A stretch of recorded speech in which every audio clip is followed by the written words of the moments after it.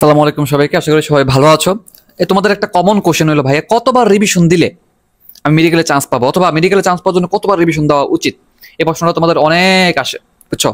আমি এই ভিডিওতে ক্লিয়ারলি বলার চেষ্টা করব, আমার কথাগুলো একদম ক্লিয়ার কাট বোঝার চেষ্টা করবা কি বলতেছি।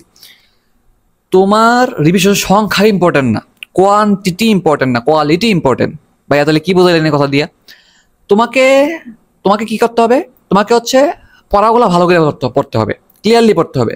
ভাই ক্লিয়ারলি পড়া মানে কি? একটা পড়া যখন তুমি পড়বা, পড়াটা গুছিয়ে পড়বা। এখান থেকে কোশ্চিন প্যাটার্ন বোঝার চেষ্টা করবা। এখান থেকে তোমার কি কি ভুল হইতে পারে সেটা বোঝার চেষ্টা করবা। এই তিনটা জিনিসের কম্বিনেশন করতে পারো, তাহলে তুমি এখান থেকে ভালো আউটপুট পাবা। কথা হচ্ছে ভাইয়া কই আমি তো পড়তেছি, এই তিনটা এইগুলো তো বুঝতেছি না কিছু।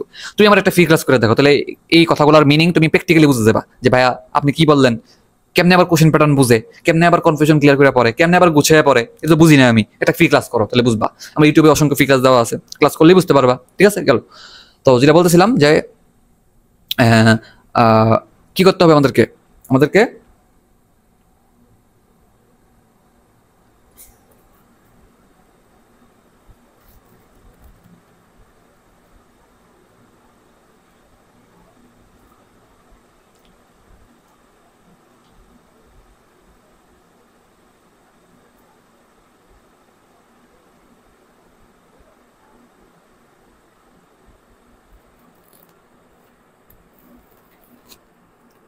আমাদেরকে খেয়াল রাখতে হবে কি পড়াটা ভালো করে হচ্ছে কিনা। তাহলে পড়া ভালো করে করে লাভটা কি? লাভটা হলো তুমি যখন ভালো করে পড়াটা পড়বা, তোমার রিভিশনের সময় দেখবে যে সময় কম লাগতেছে। সময় যখন কম লাগবে তুমি বেশিবার রিভিশন দিতে পারবা, বুঝছো? সো ইম্পর্টেন্ট হলো ভালো করে পড়াটা হওয়া। ভালো করে যদি পড়া না হয়, রিভিশনের সময় দেখবে যে অনেক কিছু ভুলে যাচ্ছ, আবার সময় বেশি লাগতেছে, আবারও সেই পড়াটা আবার সময় দিয়ে পড়া লাগতেছে। তো তুমি স্কিপ করার যত সুযোগ নাই, ফাঁকিবাজি করার যত সুযোগ নাই। সো তোমাকে পড়াশোনাই করতে হবে। সো তোমাকে এই জন্য যেটা পড়বা ভালো করে ফেলবা, যাতে তোমাকে এটা থেকে ভালো আউটপুট পাইতে পারো। ঠিক আছে? সো রিভিশনে তোমাকে এটা হেল্প করবে, বেশি মনে রাখতে হেল্প করবে, পরীক্ষায় ভালো পারতে হেল্প করবে এই জিনিসগুলা। ঠিক আছে? সো রিভিশন সংখ্যাটা ইম্পর্টেন্ট না, কোয়ালিটিফুল পড়াটা ইম্পর্টেন্ট। ঠিক আছে?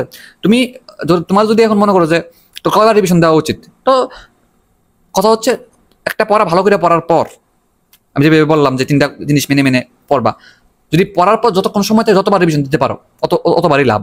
যতবার দিতে পারো, কতবার দিতে হবে এটা কোনো সংখ্যাটা ফিক্সড না। প্রথম শর্ত হলে ভালো করে পড়তে হবে, এরপরে যতবার দিতে পারো, বুঝছো কিনা? আর অবশ্যই পড়া কমায় ফেলতে হবে। ভালো করে পড়লে পড়া অনেক কমে যায়। এটা নিয়ে আমার একটা ভিডিও দেওয়া আছে, পড়া কেমন কমাইতে হয়, খুব ইন্টারেস্টিং একটা ভিডিও। যারা এখন ভিডিওটা দেখো না, সার্চ করে দেখে নিতে পারো, অথবা প্লে লিস্টে সাজানো আছে, খুঁজে বাই করবা, অথবা আমাকে বলবো, আমি দিয়ে দিব লিঙ্কটা। ঠিক আছে? আশা করি তোমাদেরকে এই ব্যাপারটা বুঝতে পারছি, রিভিশন নিয়ে ব্যাপারটা। ঠিক আছে, আশা করি বুঝতে পারছো। আরেকটা প্রশ্ন করে, ভাই আপনি কবার রিভিশন দিয়েছিলেন? আমি নিজেও জানি না। আমি খেয়াল রাখতাম যে আমার পড়াটা ভালো করে হয়েছে কিনা, রিভিশন সংখ্যার দিকে আমি ফোকাসই করি নেই। ঠিক আছে? আমি সবসময় খেয়াল করছি যে আমার কি কি দুর্বলতা আছে, কি কি পারি না, কি কি এখন শিখতে হবে, কি কি এখনো আমার ঘাটতি রয়েছে, এগুলো নিয়ে কাজ করছি বেশি বেশি। এটাই বুদ্ধিমানের কাজ, এটাই একটা স্টুডেন্টের বৈশিষ্ট্য হওয়া উচিত। ঠিক আছে? এটা করলে বেশি লাভ। লজিক্যালি চিন্তা করে দেখো, বিবেক দিয়ে চিন্তা করে দেখো আমার কথা সত্যি কিনা, বুঝছো? সঠিক গাইডলাইন অনেক ইম্পর্টেন্ট। এগুলা উল্টাপাল্টা গাইডলাইনে তোমরা চলে হুদাহুদি সময় নষ্ট করে লাভ নাই, বুঝছো? বুঝার চেষ্টা করো, সঠিক গাইডলাইন অনেক ইম্পর্টেন্ট। ঠিক আছে? আসসালামু আলাইকুম।